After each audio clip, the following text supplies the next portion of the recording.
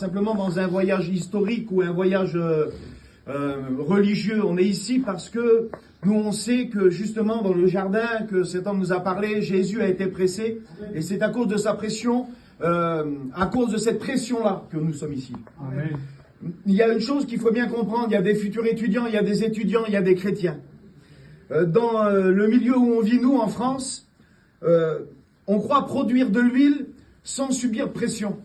Jamais vous pourrez produire d'huile sans subir de pression. Il y a des hommes de Dieu ici qui sont là, ici, à droite, à gauche. Moi, je les connais. Et vous les connaissez d'aspect, vous les regardez, vous les aimez. Vous voyez que c'est des hommes qui peuvent vous apporter quelque chose. Mais vous imaginez pas les pressions que ces hommes subissent pour pouvoir produire un peu d'huile qui vienne du Saint-Esprit. Il faut produire ce que Dieu fait en nous. Mais il ne peut pas faire en nous sans pression. Et pour pouvoir épurer nos vies, il y a plusieurs pressions à avoir. Et on ne pourra jamais produire une huile sainte qui vient du ciel sans accepter les pressions qui viennent du diable, qui viennent de la chair, qui viennent des épreuves.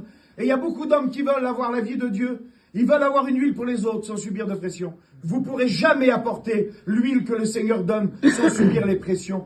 Parce que nous sommes dans ce corps. Et ce corps a besoin d'être pressé de toute manière pour produire ce que le Seigneur a pour nous. Je vais vous dire quelque chose. La plus grosse pression, c'est lui qui l'a fourni à la croix. Il a été pressé de toute manière. Elle a commencé au jardin, cette pression-là. Le Seigneur nous demande à nous de pouvoir apporter de l'huile pour éclairer non seulement dans les maisons, mais aussi apporter autour de nous. Vous savez, je vais vous dire aussi une chose très importante, une chose qui est primordiale, une chose pour laquelle on ne pourra jamais passer outre, c'est que cette huile précieuse, elle a été apportée par le Seigneur.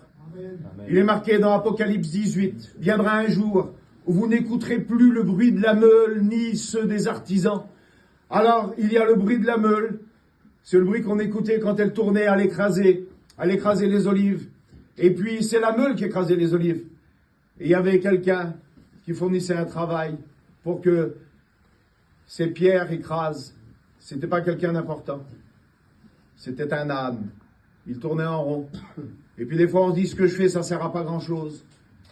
Je suis pas quelqu'un d'important. Ah, c'est vrai, on n'est pas des grands. Mais on participe à l'action de l'écrasement pour que l'huile soit produite. Alors, on n'est pas des grands, c'est pas des grands que Dieu a besoin. Il a besoin des hommes simples. Excusez-moi, je ne veux pas vous comparer à des ânes, mais moi, je sais ce que je suis. D'un âne, le Seigneur en a fait un homme qui travaille autour de la meule pour que l'huile coule. Alors, si vous voulez que l'huile coule, soyez des hommes humbles, qu'acceptez le travail que Dieu vous donne. Et sachez que l'huile, c'est lui qui l'a produit. Viendra un temps où vous n'écouterez plus le travail. On n'écoutera plus la meule. Lisez-le dans Apocalypse 18.